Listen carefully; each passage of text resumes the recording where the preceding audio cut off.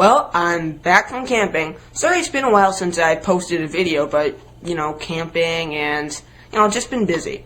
So, without any further ado, let's review Harry Potter and the Goblet of Fire. I could be complaining about not getting the box, but since I only paid $5 for the game and knowingly took the risk, I'm not going to. And you shouldn't either. Alright, so this game is known for being a... Hey, what are you playing? Harry Potter. I'm reviewing all the games. Can I help?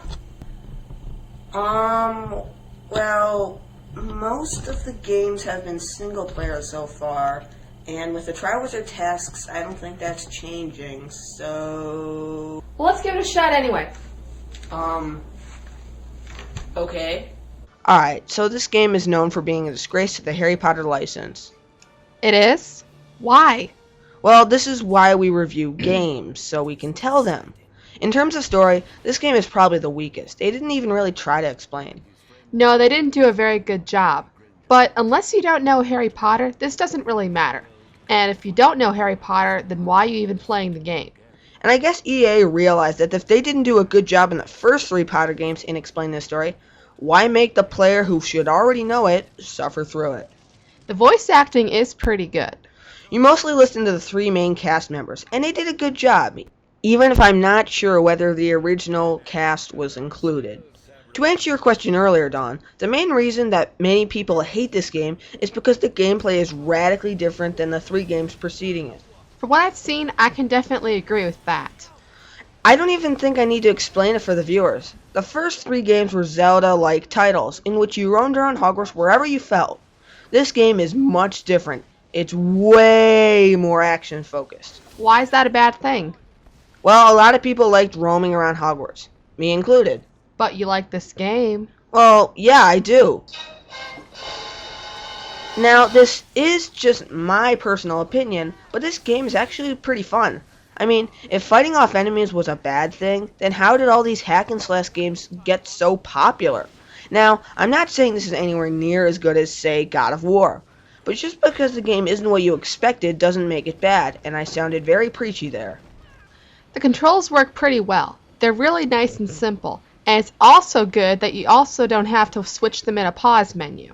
Way to elaborate. I'll explain the controls. 1 button is for attacking, and 1 button is for charms. You also have a button that summons objects, and another button that activates Magicus Extrema, which is your cliché, suddenly we're more powerful for a limited time edition. But I'm not complaining its inclusion. And that's it. Seriously, none of the shoulder buttons are used in this game. And that's not really a problem. I mean, I guess it just makes it more accessible to noobs like my sister. Hey! If I had a problem with the controls, it would be the lack of a lock-on. And since the first 3 games had R1 locking on with your opponent, it would have been nice to bring it back here, especially since R1 isn't even used here. Unlike the first 3 games, this game is divided into levels. You have this nifty menu in Dumbledore's Pensieve cabinet, which I guess you have unlimited access to, and therefore, you could choose any level you've beaten and play through it again. That's pretty nice. Nice. It's mandatory. You see, the whole objective in each level is to collect a Triwizard Shield, which I guess is supposed to keep Harry from becoming a Potter Nugget in the Triwizard tasks he has to go through. But there are many shields per level, and you'll need to return to these levels in order to get them. Progression is kind of like the 3D Mario games. You need a specific amount of Triwizard Shields in order to move on to the next level.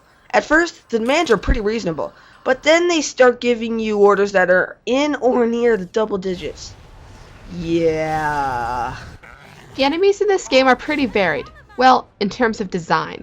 With the exception of the salamanders, they all go down by mashing the Jinx button. Something a few of you who have seen my Prisoner of Azkaban are probably going, whatever happened to the Aaron we knew that hated the fighting in Prisoner of Azkaban? You have to fight off legions of creatures in this game, too. I'm staying out of this one. Well, thanks. Well, I know it's hard to believe, but there were actually bigger mashes of enemies in Prisoner of Azkaban, especially towards the end of the game. And those guys just died. These people, or creatures, explode into showers of beans for you to collect. Also, your spells are more powerful, and it's just more fun for some reason. Graphically, well, I think it looks pretty good. The lip syncing is pretty bad in a few instances where you'd be able to notice, but who really cares? The explosive effects are nice to look at, the motions look pretty good, the models are high res, and the lighting is decent. But we've been leaving out the coolest addition in this game, the multiplayer mode. Ah yes, everything is better when you can bring a friend or sibling along for the ride, and this game is no exception. If you have a multi-tap and 2 extra friends, you can play as all 3 of the main gang, Harry, Ron, and Hermione. And yes, I do have a multi-tap, but I can't say how well 3 players works because I don't have an extra friend. Just her. Hey! Nah, I'm just kidding about not having friends, but seriously, the multiplayer is awesome, and I don't really think I need to explain why.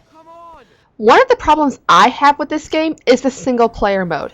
It's still fun, but the AI is really slow on the uptake, almost like it smoked 20 joints before starting the level.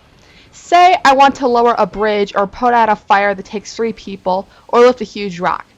The AI will just stare at me like I'm the idiot until they finally realize, oh, yeah, gotta help for once. And why is Ron always bitching? That gargoyle moved. There's more of those things. Interesting. There's no way that can be good. Can't we get out of here?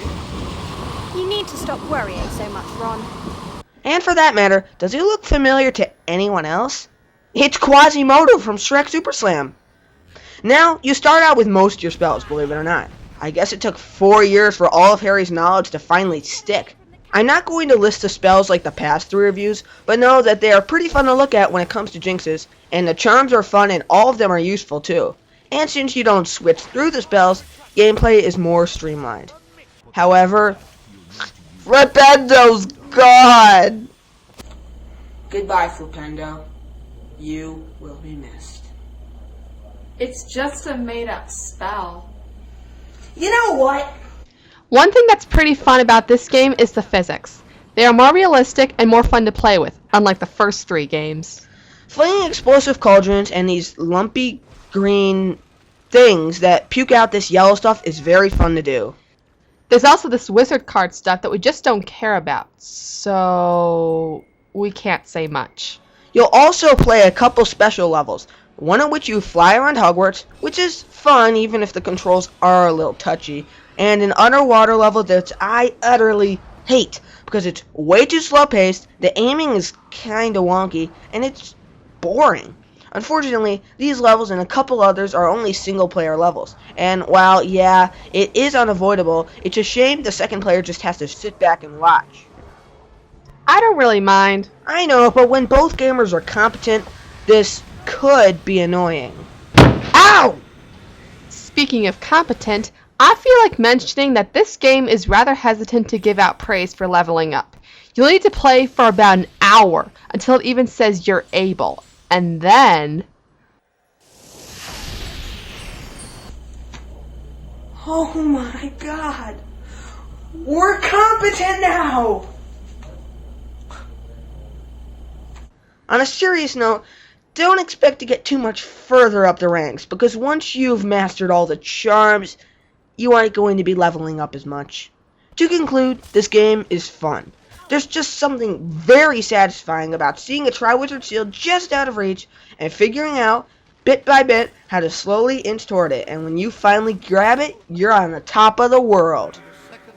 True, the story is almost non-existent, but since when has this been a huge problem when the only people who will play this game will already know the story? Everyone seems to hate this game, but even though this is going to make me sound kind of preachy again, I'm going to say it anyway.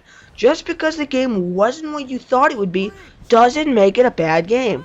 And there is exploration through finding more seals. In terms of problems, while the fighting is fun, it's pretty repetitive, but it's not that boring though. I also think the camera could have been better. While I like where it's placed usually, it can be obstructed sometimes, especially with 2 players. Also, whatever happened to the spellbook opening? It's still here for the last time, but I can't even partially call it epic. Oh well, it was a nice running joke while it lasted. While my brother seems to like finding Triwizard Shields throughout the levels, I personally do not. Well, you do have a point. Once there's only one left, it can be aggravating to try and find. And if you see these bulbs in a Triwizard Shield out of your reach, namely at this spot, Then wait until you unlock Herbivicus at Herbology. It'll save you a massive headache trying to figure out how to get the damn thing for 15 minutes. But putting these downsides aside, this is a good game. It's certainly not residing at the top of my charts, but it's a decent action adventure game with many stuff to find. My score is a 6.5 out of 10. My score is a 6 out of 10. Oh, and I need to clarify my rating system. I consider a 5 to be average. Well, maybe a 5.5. And you can argue with me all you want about how Game Informer does it different, and how a 7 out of 10 is technically a C, and in school that's average. But keep in mind that if a 7 is average, there's not as many above average rankings to work with, so a lot of games would be grouped together in their scores. And why does there have to be so many rankings below average? Would my thoughts on buying the game differ if a 4 or a 3 was awarded? Plus, it's my rating system, which I did borrow from Juan Ortiz. But since he uses the 7 as average system, I think I can still sleep at night. Well, that's the end of the review, and I hope you were able to put up with my sister, who incidentally is the reason this review was a little bit delayed because of her busy schedule. So, next up is Harry Potter and the Order of the Phoenix for the Wii.